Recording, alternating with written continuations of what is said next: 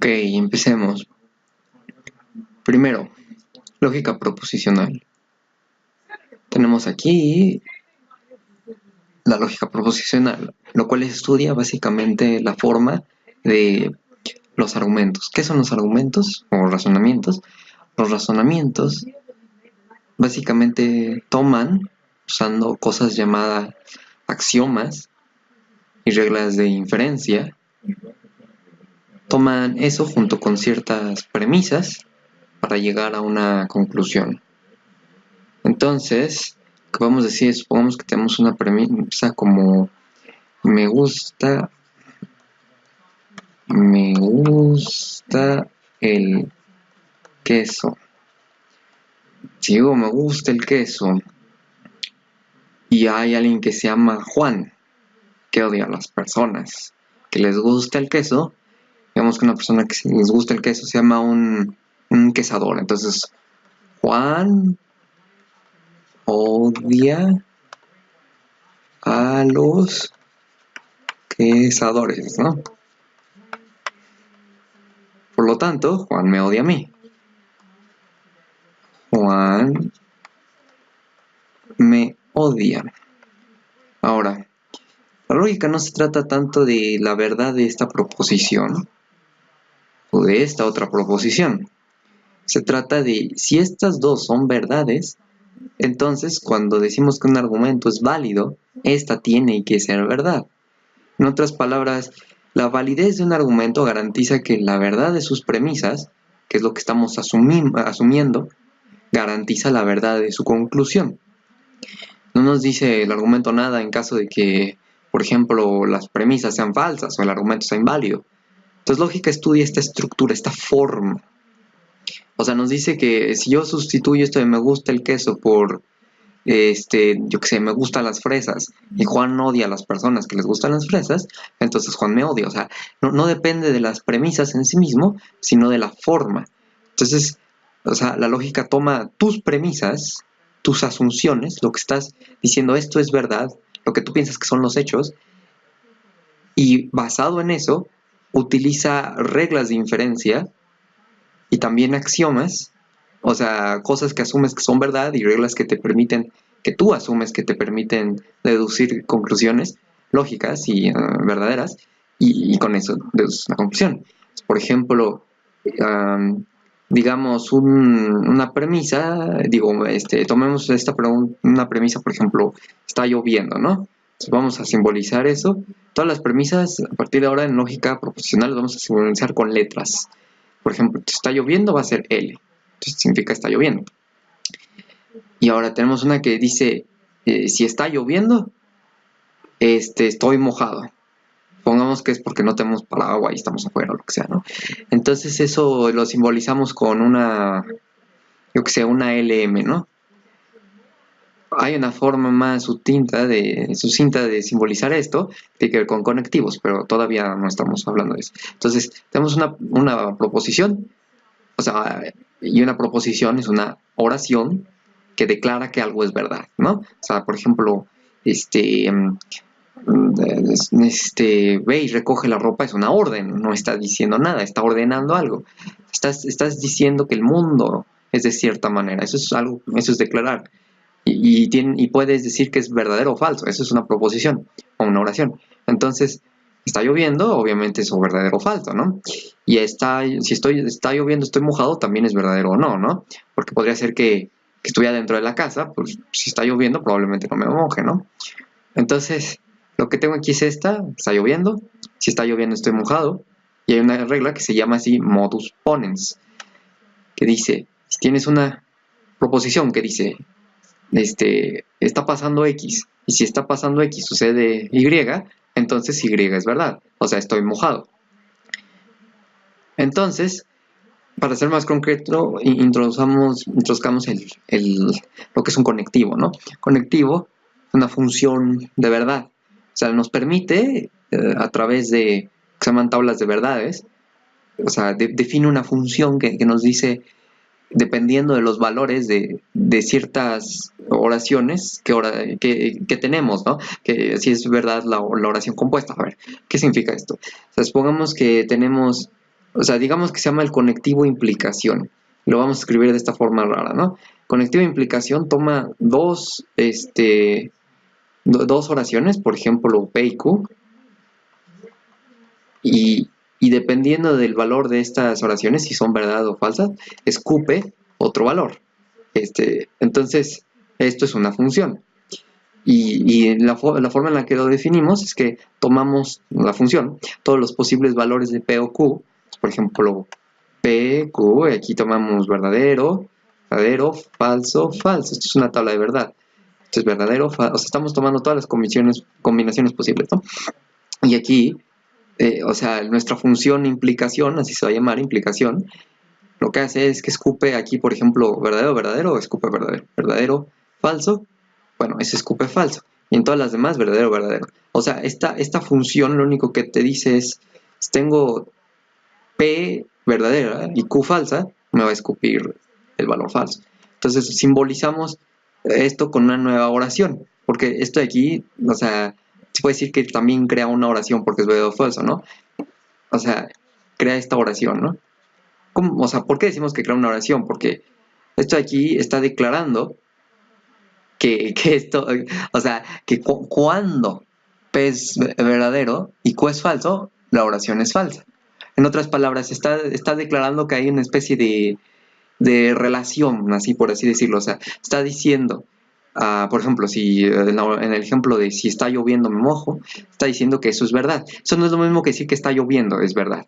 Tampoco es lo mismo que decir que si está mojado es verdad. No, lo que está diciendo es que la oración, digamos entre comillas, la oración, si está lloviendo, estoy mojado, es verdad. ¿Y qué significa esa oración? ¿Cuándo es verdad y cuándo es falsa?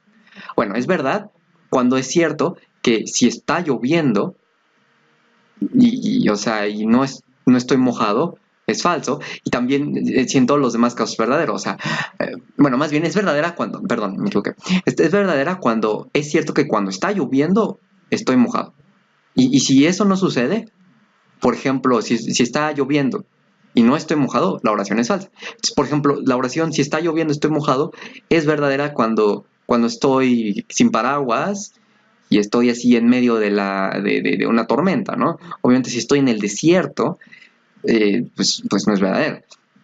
Y también estoy dentro de la casa, ¿no? O sea, hay un millar de posibilidades, ¿no? De cómo la oración es falsa. O sea, puede ser que no me pueda mojar porque estoy hecho de roca o algo así de ridículo, ¿no? Pero en la lógica estamos estudiando toda situación, ¿no? No nada más se trata de sentido común, sino estamos explorando todo, ¿no? Entonces, la oración no se trata de los valores de P o Q, se trata de una situación específica cuando P asume un valor, Q asume un valor. Si, si esto de aquí asume otro valor, podemos decir que la oración es verdadera. O sea, estamos dándole un valor verdadero a otra cosa que toma valores verdaderos. Es medio complicado, pero se vuelve intuitivo rápido, ¿no? Por ejemplo, si tengo la oración P y Q y simbolizamos la I como esta especie de piquito, o sea, esta oración es verdadera, esta de aquí, cuando esta es verdad y esta es verdad. ¿De acuerdo? Si esta oración es falsa, entonces puede ser que esta sea verdad y esta sea falsa, ¿no? Entonces, haz de cuenta que por eso se dice que es una función, porque este de aquí forma una nueva oración que escupe un valor dependiendo del valor de este y de este otro. O sea, de estas oraciones. Se puede decir que es una especie de función binaria, por así decirlo, porque toma dos valores y escupe a uno solo, ¿no? Una función de verdad, de valores lógicos, así se llama, ¿no? O sea, hay una función que no es binaria, que podemos decir que es un área, por así decirlo, que nada más necesita una oración. Se llama la negación, ¿no? A veces lo escriben, por ejemplo, así, ¿no? Y también incluso la llegan a escribir así, ¿no? Y estos de aquí significan que no es cierto que P es verdad. Entonces esto es verdad cuando P es falso. Y es mentira, o sea, más bien es falso cuando P es verdadero. Entonces como que voltea la oración que estamos hablando. Entonces, la lógica no estudia tanto los valores de las preposiciones, sino las conclusiones que podemos llegar basado en esto, ¿no? Ahora, hay oraciones que siempre son verdades, se llaman tautologías, ¿no? Que no importa, o sea, por ejemplo, P o Q, P o P, esto significa O. Este de aquí es verdad bajo la situación de que o P sea verdad, o bueno, más bien, si escribimos este con Q, P o Q, es cuando P es verdad, o Q es verdad, o nada más P es verdad, o nada más Q es verdad, ¿no? O sea, se llama inclusivo porque incluye el caso de que P y Q ambos sean verdad, ¿no? Si no incluyera, se simbolizaría así, si no mal recuerdo, y se llama un o exclusivo, pero este aquí es el inclusivo, ¿no? Entonces este de aquí dice P o P. Y más bien, más bien debería ser así, este de aquí, P o no P. Es obvio que P debe ser cierto o falso, entonces porque estamos lidiando nada más con oraciones. Entonces, como debe ser, o sea, esta oración siempre debe ser verdad. Y esto es una tautología. Y una contradicción sería P y no P. Porque para que esta oración sea verdad, tiene que ser cierto que es verdad y mentira. O sea, no tiene sentido. Entonces, y hay un último conector así. Bueno, en realidad, bueno, sí. Este conector es la fusión de dos conectores. Que P implica Q y que Q implica P. Esto tiene que ver con un concepto llamado condiciones suficientes y necesarias. Condición suficiente es que es suficiente que P sea cierto para que Q sea cierto. O sea, es suficiente que esté afuera cuando está lloviendo para que me moje. Ahora, una condición necesaria es como, por así decirlo, bueno, si yo sé, si terminaste la escuela es porque aprobaste, ¿no? O sea, bueno, nos podemos imaginar un escenario donde, yo que sé, agarras y eres amigo del director o lo que sea, pero este no es el caso. Una condición necesaria es que algo tuvo que haber pasado para que algo más suceda. No quiere decir que P sea verdad, más bien no quiere decir que Q sea verdad. O sea, es como decir, sí, o sea, P garantiza que Q es verdad cuando P es verdad, pero cuando la condición es necesaria sucede lo opuesto. O sea, hay otras maneras en las que Q puede pasar, por así decirlo. O sea, me pueden mojar de muchas maneras, ¿no? O sea, si estoy afuera y está lloviendo, me voy a mojar, es suficiente, eso garantiza que me estoy mojando. Pero no es una condición necesaria porque si estoy mojado no quiere decir que estaba afuera cuando estaba lloviendo. Quiere decir que alguien me roció con agua, lo que sea, ¿no? Y necesario quiere decir, por ejemplo, o sea, que algo más tuvo que pasar, ¿no? O sea, es como decir, si estoy en otro país y viajé de forma legal es porque tengo un pasaporte o pedir refugio o algo así, ¿no? Entonces, no te está diciendo en sí mismo que estás en otro país, te está diciendo, sí sucedió esto, es porque tuviste otra ayuda de esto, por así decirlo, ¿no? Entonces, cuando combinas estas dos, obtienes P y Q, ¿no? Cuando este es verdad, este es verdad. Cuando este es falso, ¿no? O sea, como que los dos siempre van de la mano juntos, ¿no? O sea, y debemos recordar que es cierto que esto es verdad cuando y este es verdad también cuando esta misma oración es verdad. O sea, ¿sí se me entiende? O sea, si esta oración fuera falsa, entonces P podría ser verdad y Q podría no ser verdad. ¿A qué me refiero con esto? O sea, me refiero a que, como recordemos, esta función escupe un valor basado en estos. Pero si esta oración misma es falsa, podemos decir que como que la función, o sea, no aplica en este caso, ¿no? O sea, como que esta función específica no aplica, ¿no? Entonces, obtenemos condiciones más raras, ¿no? Entonces, o sea, podemos llegar en matemáticas a tratar de probar una oración así, como decir P es verdad y entonces Q es verdad y viceversa, pero podría ser que en realidad no sea cierto, que encontremos circunstancias donde P sea verdad y Q no sea verdad y la oración entera se vuelve falsa, ¿no? Entonces, ahora, ya que ya tenemos conectivos que nos permiten formar oraciones más complejas a partir de oraciones más simples y nos dan ciertos valores dependiendo de una tabla de verdad, como ya dije, ¿no? En implicación nada más es falsa cuando P es verdadero y Q es falso, ¿no? Todos los demás casos es verdad. Este de aquí es verdadero y cuando este es verdadero y este es verdadero. En todas las demás condiciones es falso. Este de aquí, bueno, básicamente es el mismo conector, nada más que lo pusimos al revés. Pero a veces se escribe así, por ejemplo. O sea, como que invertimos la flecha, ¿no? Pero este de aquí es este, ¿no? Estos dos son lo mismo. Este de aquí es una combinación de este y este, ¿no? O sea, está diciendo que ambas son verdad, por así decirlo. O más bien, como que conecta los dos en... O sea, este de aquí es lo mismo que... O sea, lo podemos sustituir, por así decirlo, por P implica Q y Q implica P. Y de hecho algunas personas lo definen así, ¿no? Esto de la sustitución, o sea, a veces veremos símbolos así, o sea, este símbolo a veces significa que se sustituye, ¿no? O sea, o más bien esta oración escrita con estas flechas delgaditas, lo único que nos dice, nos permite construir una nueva oración, pero no nos habla de, o sea, si es verdad o no la oración misma, depende de hechos, que están fuera de nuestro control, ¿no? En cambio, este de aquí nos dice, la lógica misma te garantiza que puedes sustituir este por este otro, ¿no? ¿Por qué? Porque es su definición en este caso, ¿no? Entonces me está diciendo, sí, tú puedes sustituir este otro por este otro, ¿no? No hay problema, significan lo mismo, ¿no? Entonces, como que esta de aquí es una implicación que tiene que ver con hechos y esta de aquí tiene que ver con lógica, ¿no? Esta está garantizada, ¿no? Esta es contingente, o sea, depende de suerte, por así decirlo, y esta de acá, ¿no? Entonces, digamos, por ejemplo, ya que tenemos esos conectivos, que tenemos o sea, que queremos evaluar nuestras oraciones, ¿no? O queremos construir oraciones verdaderas nada más. Por ejemplo, ¿cómo hacemos eso, no? ¿Cómo deducimos oraciones y cómo hacemos cosas así, ¿no? Bueno, ya expliqué que usan reglas de inferencia y acción más. ¿A qué me refiero con esto, no? Una regla de inferencia, como ya expliqué, por ejemplo, toma una serie de oraciones como P implica Q y obtenemos Q. Entonces, como que nos dice, si tienes P y tienes P implica Q, obtendrás Q. Eso es una regla de inferencia, ¿no? Como que nos permite sacar nuevas oraciones que son verdad. Este es modus ponens, ¿no? Y hay otra, por ejemplo, digamos, P y Q. O sea, P es verdadero, Q es verdadero, obviamente entonces P es verdadero, ¿no? Y también Q es verdadero, ¿no? Entonces, como que tenemos una lista, ¿no? Una lista de oraciones. Nuestras premisas, nuestras tautologías, y usando reglas de inferencia podemos sacar nuevas. Y cada una de ellas se llama una conclusión.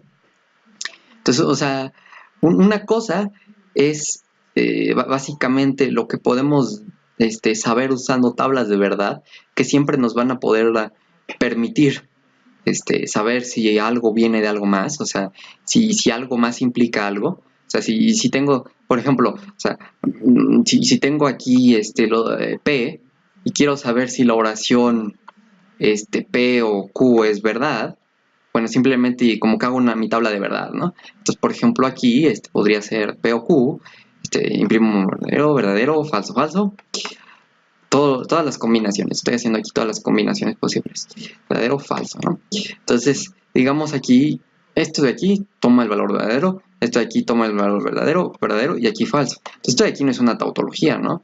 Si sé, o sea, solamente si sé que uno de estos es verdad, al menos puedo deducir esto.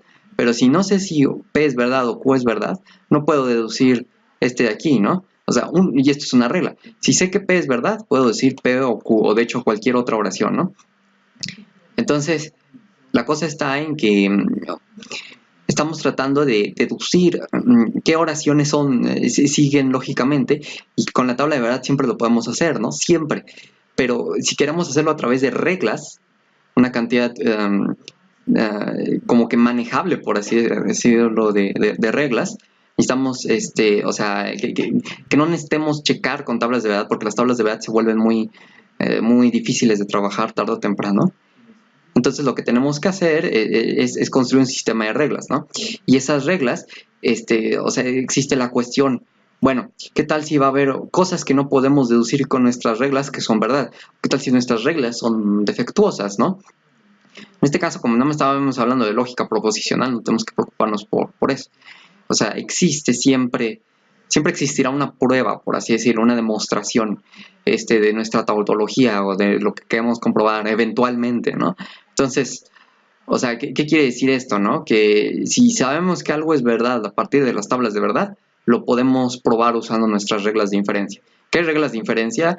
Bueno, por ejemplo, hay sistemas distintos, ¿no? Como deducción natural, que tiene varias reglas, ¿no?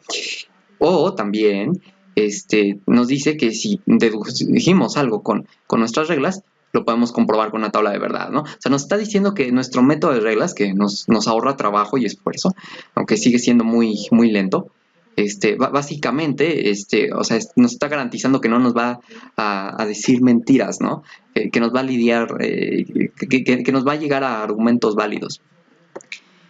Y de hecho, comprobar que un argumento es válido es exactamente lo mismo comprobar que si tomo cada premisa, por ejemplo, premisa 1, premisa 2, hasta el número de premisas que tenga, que esta oración que estoy escribiendo aquí, bueno, más bien debería de ser con no con este símbolo, pero es comprobar que esta oración que tengo aquí es verdad. Si podemos deducir que esta oración, aquí o sea, todos van conectados con un i, si podemos comprobar que esta oración es verdad, entonces al saber que nuestras premisas es verdad, sabemos que Q es verdad, nuestra conclusión, ¿no? Ahora, como ya dije, esto es lógica proposicional. Es una lógica medio reducida porque no ilumina la estructura, ¿no? Nada más tenemos este misterioso símbolo Q, que significa una oración. Pero, ¿qué tal si queremos ver la estructura de una oración? Por ejemplo, creamos una oración llamada F, pero esta oración es, por ejemplo, los gatitos son tiernos, por algo así. Entonces, aquí podemos tomar un cacho de la oración, los gatitos, el sujeto, y vamos a decir que eso es, digamos, hablemos de un gato específico, por ejemplo, el gato Miguel, ¿no? Entonces, el gato Miguel, M, y vamos a decir un predicado, o sea, como en gramática, un predicado que va a decir son tiernos, ¿no? Va a decir tiernos, ¿no? Entonces, lo que vamos a hacer es que vamos a decir, lo vamos a simbolizar como TM, ¿no? O sea, así. O sea, esto es lo que está dentro de los paréntesis es tierno, y este es Miguel, el gato. Así que está diciendo Miguel, el gato, es tierno. Ahora, también hay algo que se llama cuantificadores. Básicamente tomamos nuestro universo, o sea, todas las cosas que estamos considerando, en este caso, por ejemplo, animales, y decimos todos los X son tiernos aquí. Entonces, ¿esto qué significa, no? Significa que todos los X son tiernos, significa todos los gatos son tiernos. Más bien, aquí significaría todos los animales son tiernos. Pero si, por ejemplo, digo todos los X y escribo aquí esto y también escribo que y X es igual a, digamos, o más bien, no X es igual, perdón, más bien, si escribo aquí otro predicado que dice X es un gato, estoy diciendo, o sea, este predicado significa lo de adentro es un gato. Entonces aquí está, recordemos que esto se refiere a todos los posibles animales. Entonces aquí está diciendo todos los animales, y aquí está diciendo, una, son tiernos, y dos, son gatos. O sea, esto está diciendo que, o sea, básicamente que todos los animales que son tiernos y son gatos, más bien que todos los animales que son gatos son tiernos, ¿no? Bueno, más bien no dice eso, más bien dice, perdón, está diciendo que todos los animales de hecho son tiernos y son gatos, lo cual está mal, ¿no? Más bien, lo que debemos de hacer es simbolizar, porque no, por ejemplo, los perros no son gatos, ¿no? Más bien, lo que tenemos que simbolizar es, si es un gato, si X es un gato, o sea, si un animal es un gato, implica que es un tierno, ¿no? Que es algo tierno. Entonces, esto significa aquí, que estamos como que escribiendo una serie de is, ¿no? Por ejemplo, o sea, sustituimos aquí, por ejemplo, gato Miguel, gato Pedro, gato, yo qué sé, el gato Pepe, y todos estamos diciendo que todas esas oraciones de este gato Miguel es tierno, este gato Pedro es tierno, todos los gatos que podemos pensar son tiernos. Pero en vez de escribir una serie de is, de gato 1 es tierno, gato 2 es tierno, gato 3 es tierno, ahí de 1, 2 y 3 son tiernos, en vez de andar escribiendo cada oración, lo que vamos a hacer, o sea, una oración gigante así con muchos lo que vamos a hacer es nada más escribir todos los, ¿no? Y todos los estos de nuestro universo, los animales, que son gatos, son tiernos. Y luego hay uno que se llama, de aquí es el cuantificador existencial. Y lo que dice es que, por ejemplo, existe algo con esa propiedad, ¿no? Estas son propiedades o predicados. Y puede decir, por ejemplo, X es, yo qué sé, amigable, ¿no? Este es el universo de los animales. Entonces lo que está diciendo es que existe un animal amigable, ¿no? Existe alguno que es amigable. Esta oración es como un O gigante, así de muchos O's, ¿no? O el animal 1 es amigable, o el animal 2 es amigable, o el animal 3 es amigable, o el animal 4 es amigable, o el 5, o el 6, o el 7, ¿no? O sea, no sabemos cuántos animales hay.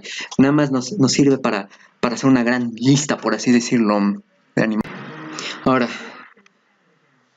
de hecho, vamos a escribirlo más concretamente. Supongamos que nuestro universo nada más tiene 3 objetos. Por ejemplo, una canica azul, una verde y una amarilla. Es decir, todas las canicas son de vidrio.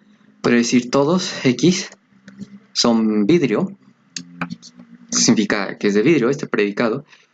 Te está diciendo que todos los objetos de un universo, recordamos que estamos hablando de 3 canicas, son de vidrio, ¿no? Entonces, lo que está diciendo es, por ejemplo, canica 1 es de vidrio, ¿no? Entonces voy a escribir así, canica 1 es de vidrio. Y también es cierto que canica 2 aquí es de vidrio. Y también que canica 3 es de vidrio. Ahora, si decimos existe algún objeto que sea una canica azul, supongamos que, o sea, es exactamente lo mismo. Por ejemplo, aquí, pero con un O gigante, ¿no? Entonces, o sea, existe algún objeto X que sea de azul. Y dije que existía una canica azul, ¿no? Si no mal recuerdo. Entonces, aquí está diciendo, y esto es lo mismo que decir, o por ejemplo, o la canica 1 es azul, o la canica 2 es azul, etcétera, ¿no? O sea, es un O en cada uno de nuestros objetos. Entonces, lo que la lógica predicativa o de precados o de primer orden, y esto lo decimos de primer orden porque estamos hablando ahorita nada más de objetos, no de conjuntos, ¿no? O sea, no estamos diciendo el conjunto de las canicas fantásticas tiene esto, aquella propiedad, no, estamos hablando nada más de objetos. Estamos en un cierto nivel, por así decirlo, ¿no? Entonces, es como decir si no pudiéramos hablar de oraciones. ¿Qué me refiero con esto? Imaginémonos que digamos la oración, los peces no brillan, es falsa. Entonces aquí como que estamos haciendo una oración con otra oración. Bueno, no podemos hacer eso, entonces como que estamos atorados en primer orden, ¿no? Pero si pudiéramos referirnos a otro tipo de oraciones, construir oraciones con oraciones y cosas así, entonces, ahí sí estaríamos en lógica de segundo orden, si podemos. Y si no podemos, estamos en lógica de primer orden.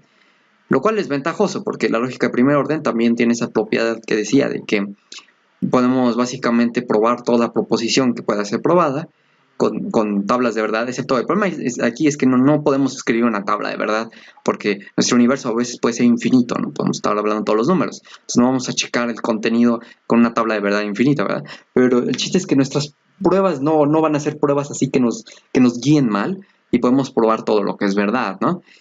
Lo cual la lógica de segundo orden no tiene. Entonces, entre más complejo es nuestro lenguaje, como que más inestable se vuelve, por así decirlo, ¿no? Y esto aquí como que nos abrevia, ¿no? El cuantificador, nos abrevia las oraciones. Ahora, entonces, ya que ya tenemos eso, vamos a ver aquí otros tipos de reglas de inferencia, ¿no?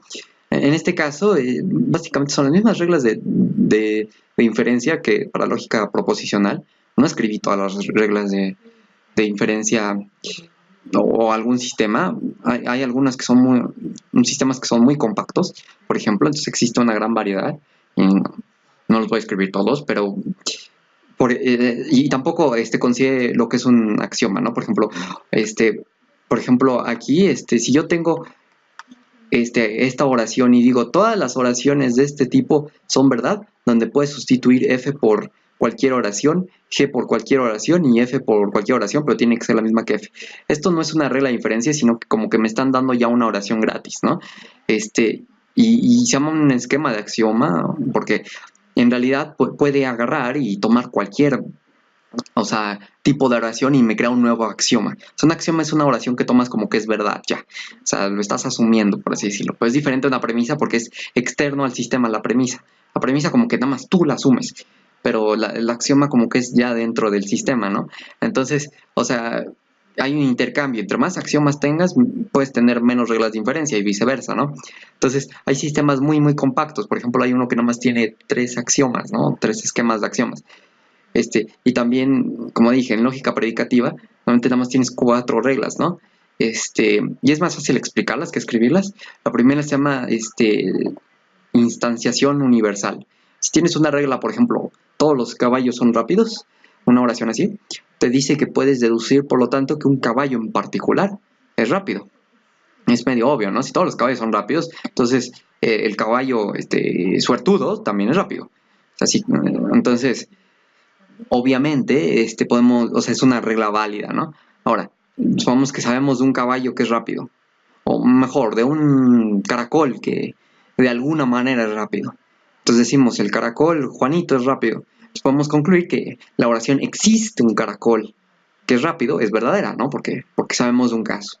Entonces, nos permite tomar un caso particular. Esa es la segunda regla. Nos permite tomar un caso particular y llegar a una oración con el cuantificador existencial. La primera regla, la instanciación universal, nos toma un caso donde todas las cosas poseen cierta propiedad y decir, bueno, si todas las cosas poseen cierta propiedad, esta cosa en particular también la posee. En cambio, generalización existencial nos toma un caso específico que sabemos que es verdad y nos permite concluir que, obviamente, que la oración que existe, que es verdadera para algún caso específico, es verdad. O sea, cuando una oración es existencial nos está diciendo que algo es verdad para algo. O sea, por ejemplo, que es decir, existe alguien que le gusta el rock. Obviamente es verdad, nos está diciendo a algún humano le gusta el rock. Entonces, si sabemos que a Juan le gusta el rock, sabemos que la oración existe a algún humano que le gusta el rock, es verdad. Luego tenemos otras dos reglas que se llama generalización universal. Generalización obviamente como que nos permite como que escalar a una oración simple sin cuantificador a una con cuantificador, ¿no? Y instanciación hace lo opuesto, ¿no? Y universal significa que es con el cuantificador universal y existencial significa que es con el otro cuantificador. Entonces, generalización universal nos dice, si concluiste algo usando una variable arbitraria, puedes concluir que aplica a todo. ¿Qué me refiero con esto? Por ejemplo, si yo empiezo a hablar pensando en abstracto de algún número, y nunca me refiero al número, y nunca me refiero a una propiedad específica que tenga que tener el número. Por ejemplo, supongamos que pensemos en un número par arbitrario. Por ejemplo, 2, 4, 6, 8, no importa. Estamos pensando en un número par arbitrario. Y yo puedo decir que todos los números pares arbitrarios son divisibles por 2, ¿no? Obviamente. O sea, 2 es divisible por 2, 4 es divisible por 2, 8 es divisible por 2. De hecho, es la propiedad que define a los números pares, ¿no? Pero el chiste yo también puedo decir que, por ejemplo, todo número par es, si le restas 1, el resultado es un número impar. Ahora, esto puedo decirlo de todos los números pares, porque yo como que lo deduje y no me tuve que referir a ningún caso específico. Como que, o sea, es como si yo puedo decir, como no me refería a ningún caso específico, puedo aplicar la prueba a todos. Por lo tanto, puedo concluir que es cierto para todos, ¿no? Es como, por ejemplo, decir, supongamos que tomo una receta y digo, bueno, esta receta, digamos que dice que lleva 10 kilos de sal. Entonces no importa cuál sea el resto de la receta, probablemente lo que termina siendo sepa mal, ¿no? Entonces puedo decir, todas las recetas que llevan 10 kilos de sal saben mal. O sea, entonces, como no asumí nada en específico, más que estaba hablando de una receta que llevaba 10 kilos de sal, puedo concluir eso de todas las recetas que llevan 10 kilos de sal. O sea, me permite hablar de todo, empezando con algo, pero tiene que ser algo arbitrario. O sea, y esto se refiere a que no estamos asumiendo ciertas propiedades. Es muy útil en matemáticas, pero o sea, es algo muy implícito, o sea, como que a veces ni siquiera te mencionan que están hablando de algo arbitrario. Tú mismo te tienes que dar cuenta si están usando una propiedad específica o no. Y entre más específico seas, obviamente menos específica es tu conclusión. Yo dije todas las recetas que tenían 10 kilos de sal. O sea, eso es algo específico, porque ya tiene una propiedad, tener 10 kilos de sal. No concluí eso sobre todas las recetas, solamente sobre ciertas. Entre más específico sea, menos específica es mi conclusión. Y luego, por último, está, bueno, obviamente aquí sería generalización existencial, ¿no? No, esa ya la discutí, perdón. Por último, esta instanciación existencial. Eso lo que nos permite decir es que si tenemos, por ejemplo, alguna persona es un ladrón, podemos decir que A es un ladrón y A se refiere al nombre, a la persona que es el ladrón. No sabemos cuál es el nombre de la persona que es un ladrón, pero sí nos permite como que hablar de esa persona que es un ladrón. Ahora, ¿por qué es importante esto? O sea, si al fin y al cabo no sabemos el nombre de la persona, nada más le pusimos A temporalmente o B. O sea, la diferencia es que aquí no es arbitrario. A es una constante, se refiere a alguien específico. En cambio, una variable o algo arbitrario se puede referir a cualquiera. Y esa es la diferencia, ¿no? Entonces, ya que tenemos esas 4 reglas, construimos un sistema, ¿no? Y como ya dije, hay una diferencia entre este símbolo de aquí, implicación, que nos dice, o sea, básicamente este de aquí es una función. Luego está este otro símbolo de aquí, que nos dice que podemos, o sea, que esto de aquí realmente implica esto, o sea, esto es algo lógico. Esto de aquí simplemente es nuestra idea, ¿no? Por ejemplo, decir, si está lloviendo, quiere decir que estoy mojado, eso de ahí no necesariamente va a ser verdad, esa oración. ¿Por qué? Porque, o sea, simplemente hay escenarios donde aunque esté lloviendo yo no voy a estar mojado. Pero esto de aquí dice, no, sí, lógica te dice que si esto es verdad. Esta oración es 100% verdad siempre. O sea, como que, digamos que vino desde los cielos mismos, ¿no? Luego tenemos, por ejemplo, este otro símbolo, ¿no? Este otro símbolo dice que podemos deducir este otro de este otro.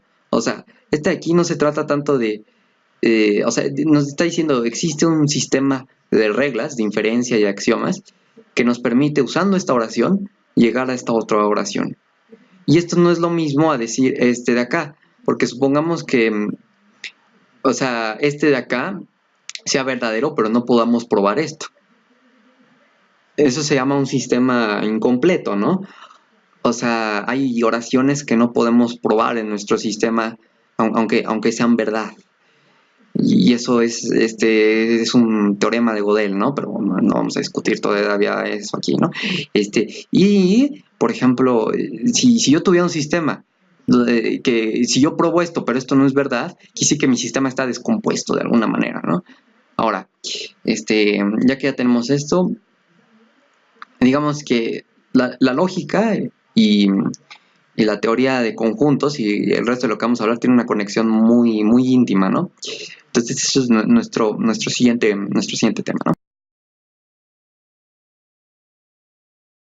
Ahora, tomemos métodos de demostración.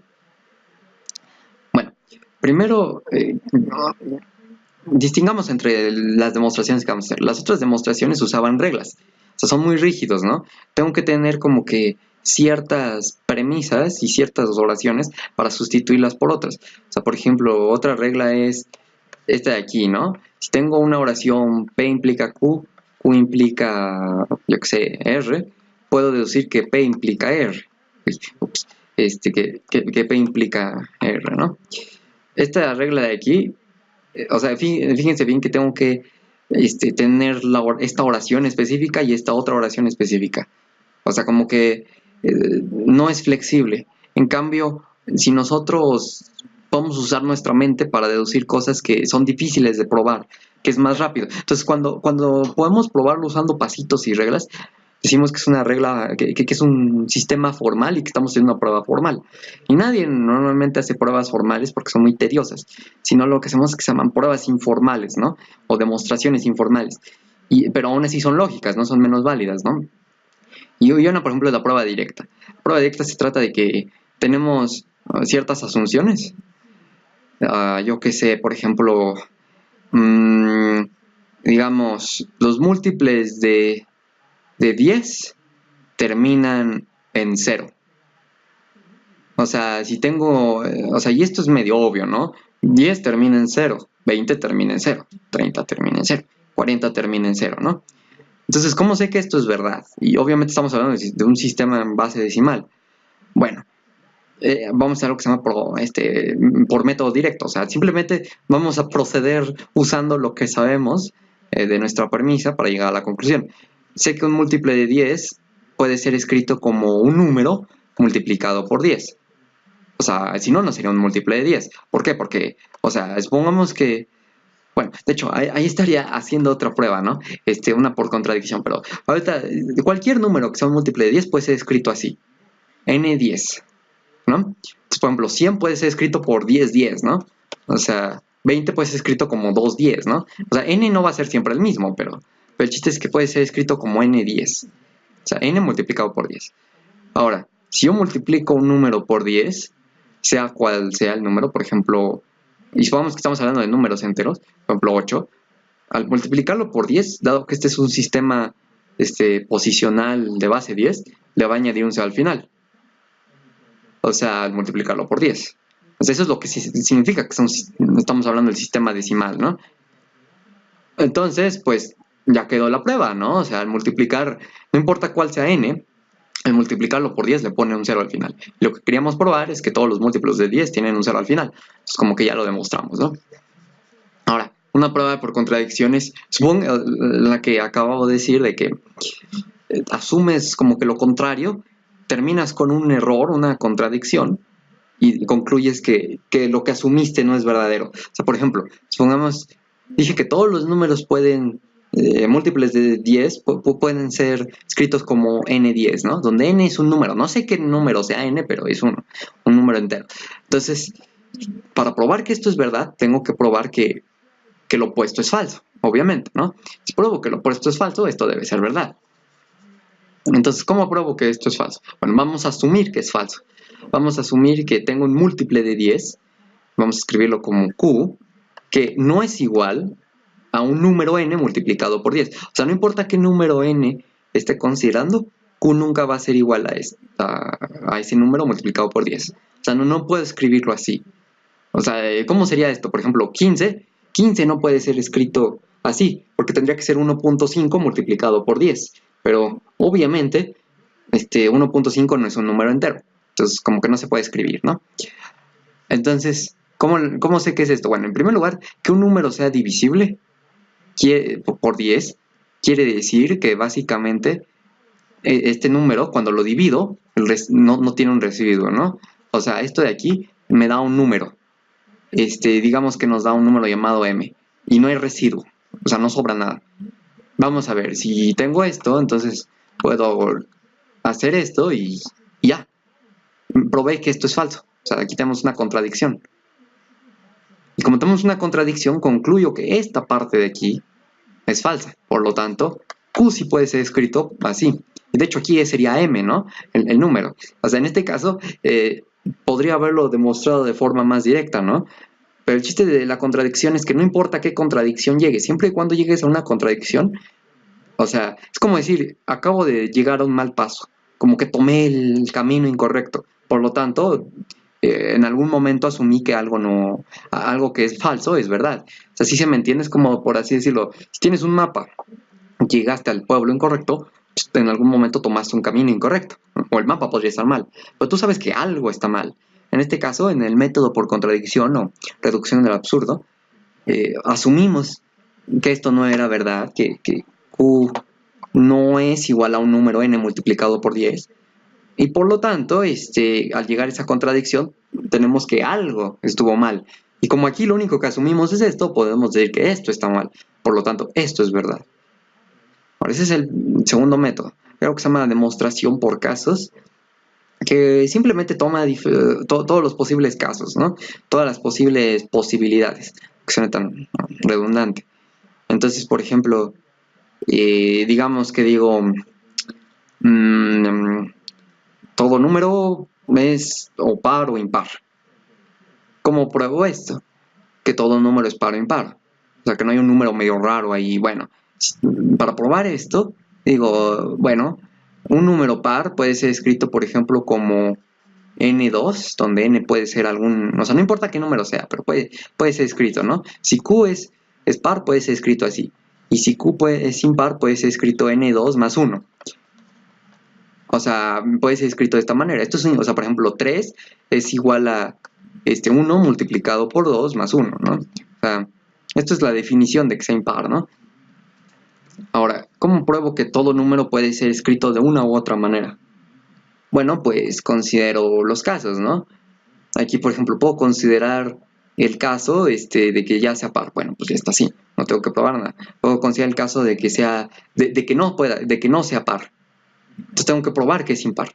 Si no es par, entonces, ¿qué también quiere decir esto? Bueno, esto de aquí me dice que q es divisible por 2. O sea, porque puedo escribir esto, ¿no? Y n es un número entero. Entonces, esto me quiere decir que en este caso q no es divisible por 2. ¿Qué quiere decir que no sea divisible por 2? Que debe tener un residuo. O sea, en este caso, de hecho, escribamos aquí para hacerlo menos confuso un número como p, ¿no? O sea, para que no sea tan confuso. Entonces, o sea, si estamos diciendo que p no es par, estamos diciendo, por lo tanto, que p al ser dividido por 2, obtenemos algún número, o sea, el cociente, digamos que lo llamamos R, más un residuo. Ahora, si nuestro residuo es 1, pues ya terminamos, ¿no? Recordemos, ya vimos lo que sucede en el caso de que Q sea par, no tenemos que probar nada. Ahora veamos en el caso de que Q no sea par. Bueno, en caso de que Q no sea par, tenemos es R más un residuo. Y de hecho aquí es 2R más un residuo. ¿Qué es nuestro residuo? Pues vamos a decirle residuo, ¿no? No sabemos si es 1, 2, 3, 4, lo que sea. Pero ¿cuántos residuos puede tener la división por 2? Pues nada más puede tener un residuo. En este caso 1. ¿Por qué? Porque el residuo tiene que ser... El residuo no puede ser 0. Porque si el residuo fuera 0, entonces sería par. O sea, no sobraría nada, ¿no? O sea, sería... O sea, ups, aquí, perdón. Más bien, el hecho... Aquí no se me entendió, perdón. Más bien, si P no es divisible por 2, podemos escribirlo de esta manera. 2R más un residuo. Esto significa que no sea divisible. Este residuo no puede ser 0. Y además, tampoco puede ser mayor o igual que 2, porque si no, no sería un residuo. Por lo tanto, o sea, residuo es 1, lo que es esto de aquí arriba, ¿no? Por lo tanto, podemos decir que el número es impar.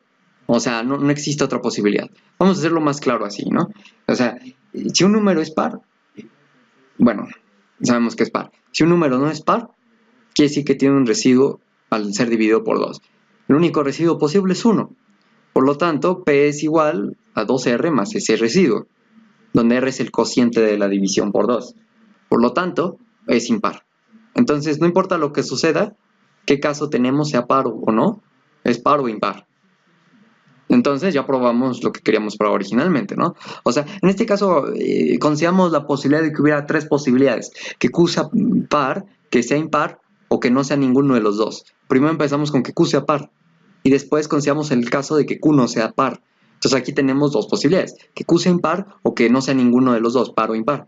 Pero ya probamos que esa tercera posibilidad de que no sea ni par o impar es imposible. Entonces, nada más tenemos 2 casos posibles. Entonces, consideramos 3 casos y terminamos con 2. O sea, empezamos con el caso, por así decirlo, de que Q no sea par y terminamos con que debe de ser impar. Entonces, probamos lo original. Se trata de considerar todas las posibilidades, si no se me entiende bien. Ahora, después de esto tenemos, por ejemplo, otras demostraciones como la regresiva progresiva. Básicamente esto se trata de que tomamos una premisa, llegamos a otra premisa, por ejemplo B, queremos llegar a una premisa, más bien una conclusión Z. Entonces, ser progresivo quiere decir que avanzas para acá, pero a veces puedes avanzar así, como que en reversa, por así decirlo. Entonces podemos como que deducir que Y llega a Z. O podemos que pueda probar que B llega a Y. Es como que ya llegamos que A llega a Z. O sea, se trata de como que razonas para atrás y también puedes razonar para adelante. Por eso es regresivo y progresivo. Ahora, después de esas demostraciones tenemos una que es muy útil que se llama por inducción. Y no nada más hay inducción basada en números, también en complejidad y otras cosas, pero básicamente es, por ejemplo, así decirlo, queremos probar que algo sea cierto para todos los casos. Y pensemos en una analogía, ¿no? Por ejemplo, una serie de dominós. Y tengo así unos dominós. Tengo una serie de dominós. Ajá, sí, tengo una serie de dominós, ¿no? Y hay varios aquí, por ejemplo,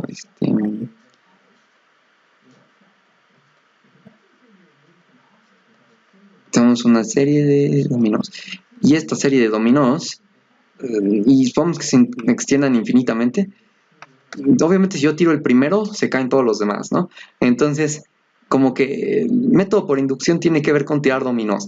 Se trata de tirar el primer dominó y demostrar que si tiro un dominó, el siguiente se tira, por así decirlo, ¿no? Entonces, es como decir, bueno, quiero probar que todos los números mayores que 0 tienen un predecesor. O sea, esto suena medio obvio, ¿no? El predecesor de 1 es 0, el predecesor de 2 es 1, el predecesor de 3 es 2 y así. Pero ¿cómo lo pruebo? ¿Cómo puedo probar esto, no? Bueno, primero voy a probar lo que se llama el paso base, que dice que O sea, vamos a empezar con 1, ¿no? En este caso, 1 tiene el sucesor de 0, eso ya sé que es cierto. Entonces, el predecesor, perdón. Predecesor de 1, el predecesor de 1 es 0. Ahora, lo que tengo que probar es para uno arbitrario. Que, por ejemplo, ¿cómo me refiero a esto? Hay algo que se llama la hipótesis inductiva. Si yo puedo probar que, que todo número, por ejemplo, K más 1, tiene un predecesor, basándome en la hipótesis de que esto es cierto para K, entonces ya probé todo, para todos los casos. ¿A qué me refiero con esto? Aquí lo que estoy diciendo es, si yo puedo probar que para el quinto dominó se cae, si el cuarto dominó se cae, puedo probar que el quinto dominó se cae. Si yo puedo probar para el séptimo dominó que si el sexto dominó se cae, el séptimo también se cae, puedo probar que el séptimo se cae. O sea, ¿por qué? Porque, o sea, aquí lo que estoy diciendo es, si yo puedo probar para algún dominó arbitrario que este se va a caer si el anterior se cae, puedo probar que se cayó entero, porque sé que el primer dominó se cayó. O sea, se trata de que estoy asumiendo aquí que K tiene un predecesor, ¿no? Tiene aquí un predecesor, que esta ecuación es cierta para algún número. Estoy asumiendo que esto es verdad. Y de hecho, puedo ser más concreto. Puedo decir que, o sea, que mi predecesor es esto, ¿no? Ahora, si yo puedo probar entonces que esto es cierto para K1, esta de aquí se llama la hipótesis inductiva. Si yo puedo probar que esto también es cierto, o sea, que puedo escribir esta ecuación es cierta, si yo puedo probar esto, ya lo probé para todos, ¿no? Ahora, ¿cómo hago esto? Bueno, puedo usar esto como asunción. Parece que estoy haciendo trampa, pero, o sea, porque estoy asumiendo algo para arbitrario, pero no estoy haciendo esto. Esto es lo que está diciendo, y si esto es verdad, esto es verdad. Sabemos que esto es verdad para esto. Entonces, como esto es verdad para esto, fíjense bien, si esto es verdad para 1, debe ser verdad para 2. Eso es lo que queremos probar ahorita. Sabemos que es verdad para 1, debe ser verdad para 2. Si esto es verdad para 2, debe ser verdad para 3. Si esto es verdad para 3, debe ser verdad para 4. Y así nos vamos yendo, ¿sí se me entiende? O sea, aquí básicamente esto nos permite decir, si esto es verdad para algún número, debe ser verdad para el siguiente número. O sea, si sabemos que es verdad para 1, sabemos que debe ser verdad para el siguiente número, 2. Luego sabemos que es verdad para 3, y para 4, y para 5, y para 6, y para 7, y así se va. Entonces, vamos a probarlo para uno arbitrario. Ahora, sé que, bueno, más bien asumamos que esto es verdad. Entonces, ¿qué quiere decir que es el predecesor? Bueno, que en primer lugar, K1 menos 1 es menor que K. Bueno, eso es obvio, ¿no? Pero también quiere decir que K menos 1 es el, por así decirlo, el número menor más grande de todos los números que son menores que K. O sea, que si tengo un número, por ejemplo, que es mayor que K menos 1, no es menor que K. ¿Cómo puedo probar esto? Bueno, si yo a K menos 1 le sumo 1, esto es igual a K. K no es menor que K. Como K no es menor que K, K menos 1 es de todos los números menores que K. Pensemos en todos los números menores que K. Debe ser el más grande de todos. ¿Por qué? Porque al sumarle 1 ya deja de ser grande. Debe ser el más grande posible. Entonces, eso es lo que quiere decir que sea un predecesor. Ahora, entonces tenemos que el predecesor de K es K menos 1. ¿Cómo probamos esto de aquí? Bueno, si K menos 1 es, o sea, es el más 1 es K, ¿no? Entonces podemos concluir. Bueno, primero, digamos que obviamente K es menor que K más 1, ¿no? Entonces esa parte ya está probada. Pero si por ejemplo yo tengo... Ahora, si yo le sumo 1 a K, esto es igual a K más 1, obviamente. Y como es igual, no es menor. Entonces K es el mayor número que es menor que K. Es por lo tanto su predecesor. Y como es su predecesor, de hecho ni siquiera tuve que usar la hipótesis inductiva.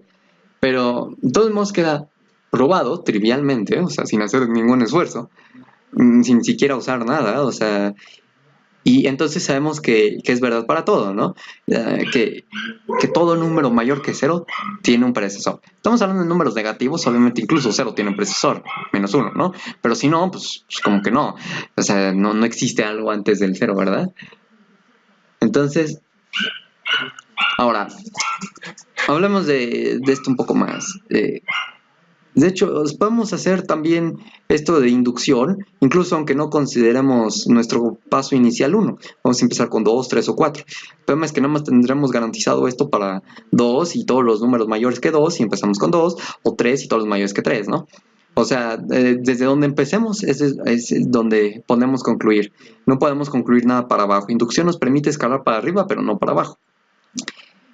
Ahora, esos son básicamente los métodos de demostración, ¿no? Por último, consideramos teoría de conjuntos. Tiene una relación muy estrecha con lógica de primer orden. Y conjunto, ¿qué es un conjunto? Un conjunto se trata de, bueno, básicamente, digamos que es una colección, como pensemos en una bolsa, ¿no? O sea, una bolsa, así, ay no, esto queda horrible, pensemos en alguna bolsa cualquiera, pensemos en alguna bolsa así, con canicas redondas adentro, ¿no?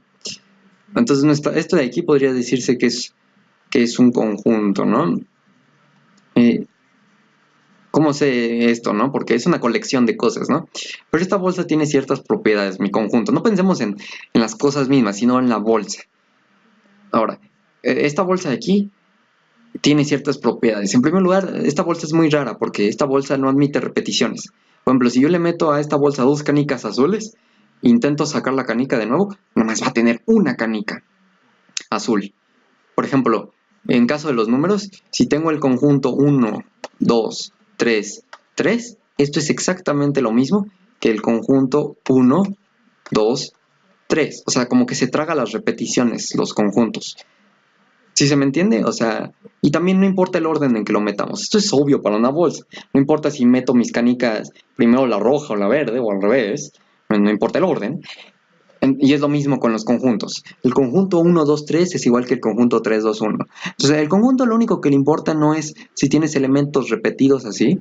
O sea, le importa más bien qué elementos están adentro y cuáles no.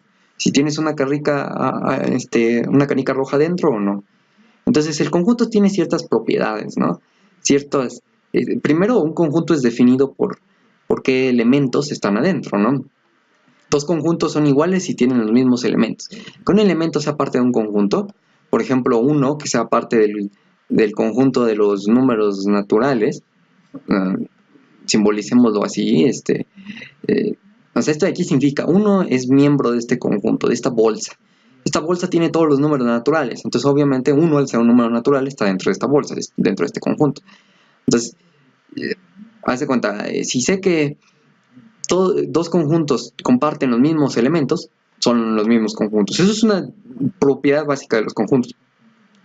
O sea, entonces, si por todos los X, tales que X pertenecen a un conjunto X, esto de aquí implica también que X pertenece a Y y también al revés, o sea, que tienen los mismos miembros, entonces podemos concluir que X es igual a Y. Son conjuntos definidos por los elementos que tiene adentro, no por el orden, no por ninguna otra cosa. Exclusivamente por los miembros que le decides meter. Es como una bolsa que se traga repeticiones. Ahora, hay otras propiedades de los conjuntos y hay otros axiomas de los conjuntos. Algunos son medio técnicos. Para lo que nos referimos es operaciones en los conjuntos. Por ejemplo, y también tipos de conjuntos. Ahora, una de estas es, por ejemplo, si un conjunto está vacío o no, ¿no? Entonces, el conjunto vacío se trata del conjunto que no tiene nada adentro.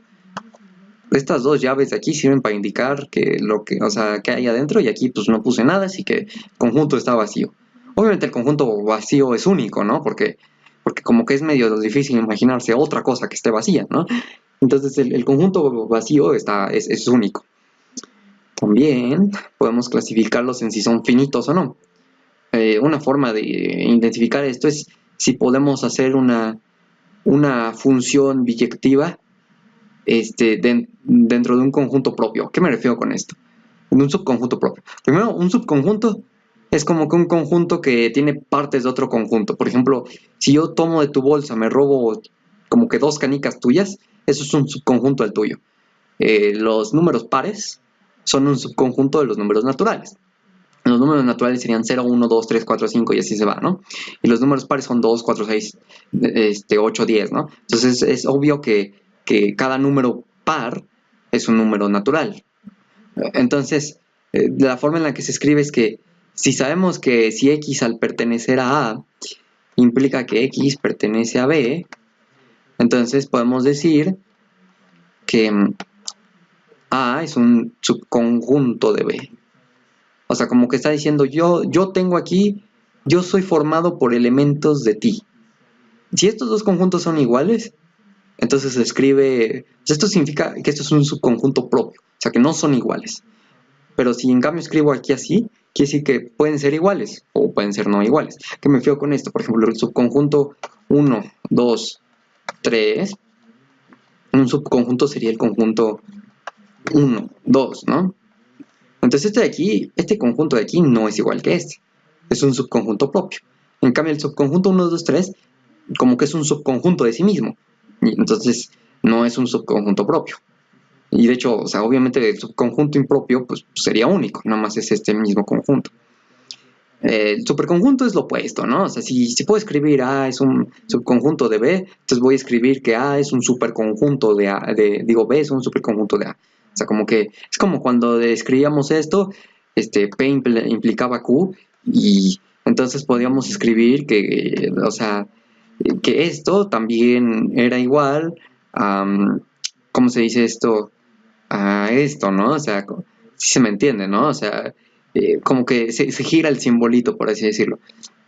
Entonces, ¿qué quiere decir esto? Por ejemplo, cuando un conjunto es finito, por ejemplo, el conjunto 0 y 1, es bastante obvio que es finito, nada más tiene una cantidad de 2 términos.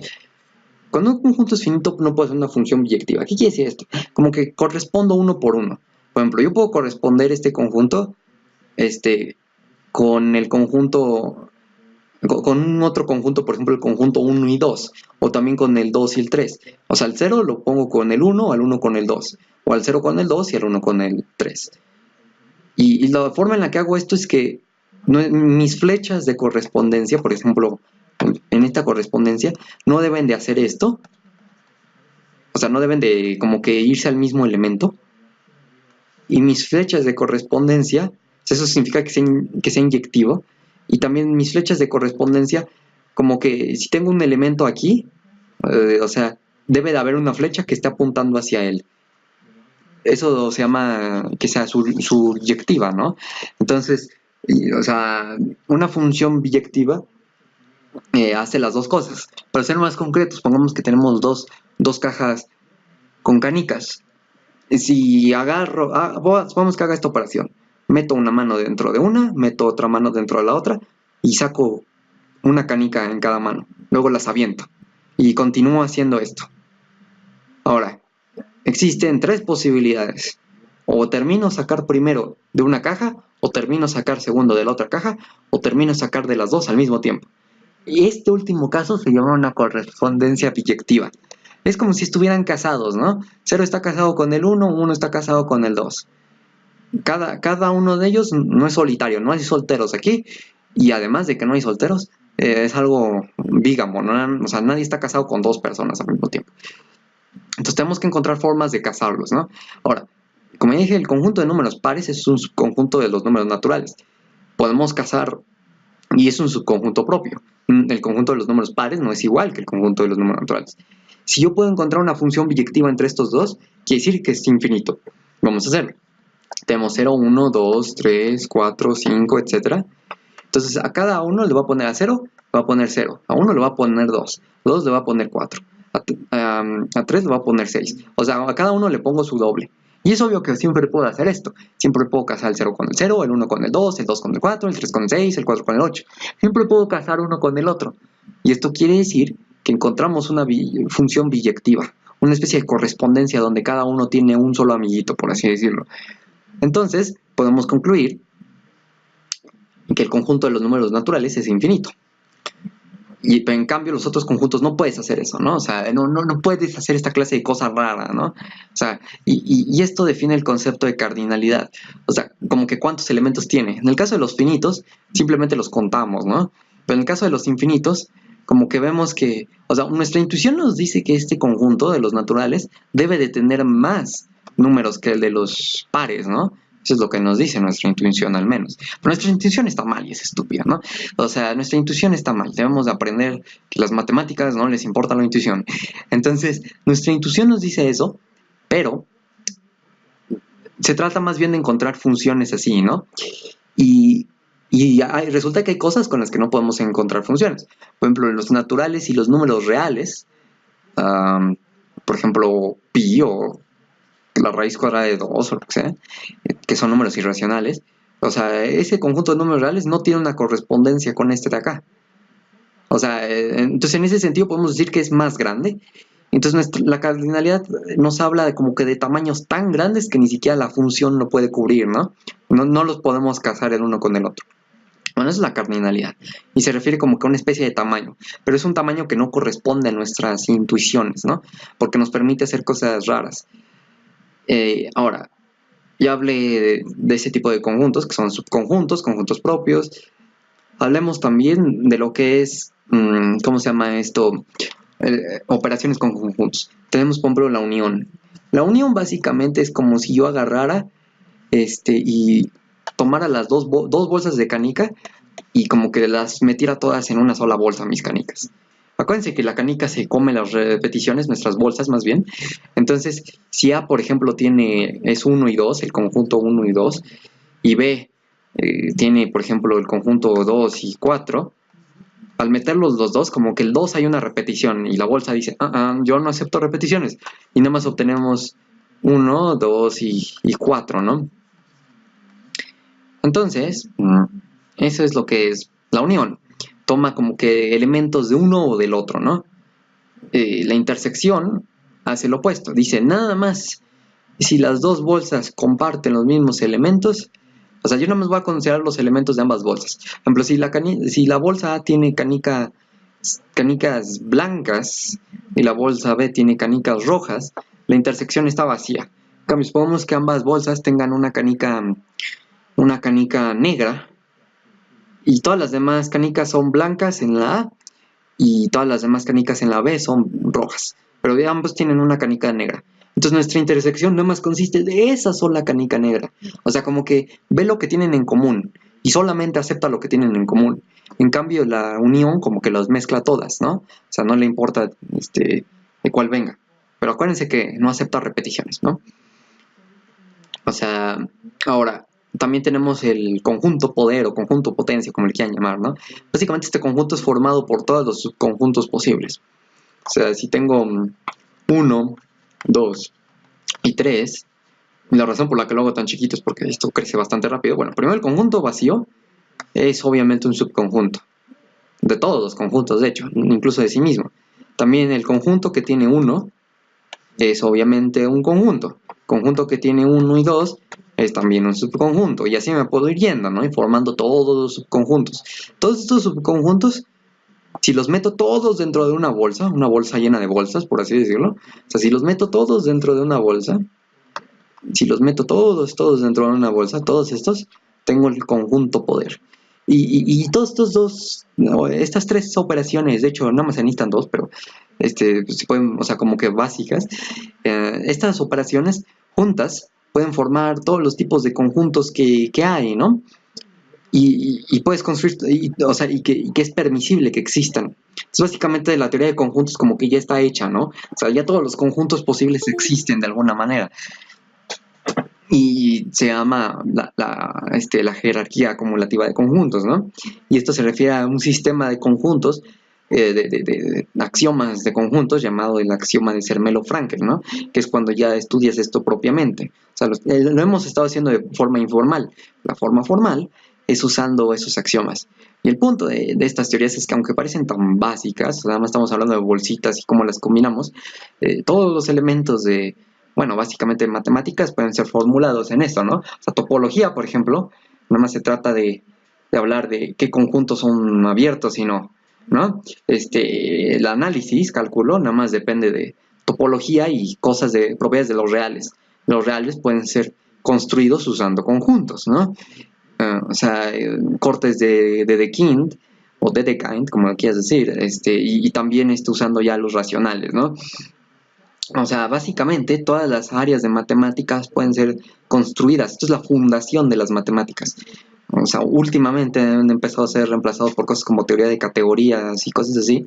Pero, o sea, es muy importante, porque esencialmente cuando estudias matemáticas, tarde o temprano vas a empezar a ver, este, notaciones hablando de conjuntos. Si estudias lógica, tarde o temprano tienes que ver conceptos de cardinalidades, ¿no? O sea, si estudias computación, también tienes que saber de cardinalidades, ¿no? O sea, por ejemplo, las funciones que son computables son contables, en cambio todas las funciones no son contables. O sea, entonces, como que eso de cardinalidad que les había mencionado antes, hay que aplicar la idea. O sea, no puedes computar todas las funciones. En otras palabras, no todas las funciones puedes escribir un programa de computadora que las resuelva. Lo mismo con, o sea, si estás estudiando análisis, vas a tener que ver cosas de conjuntos, topología, todo, ¿no? O sea, y esto también es útil para todas las demás ciencias, ¿no? Porque requieren matemáticas. Entonces, parte de esa conclusión, también podemos decir que, o sea, el nivel de profundidad donde se ensaya esto va a ser el nivel de tu comprensión. Esto nada más es una introducción, pero yo los invito a leer, por ejemplo, a cualquier libro de teoría de conjuntos que no nada más toque lo básico, porque realmente paga mucho, um, y porque realmente va a ser su fundación tarde o temprano. Y bueno, eso sería todo. Muchas gracias por ver.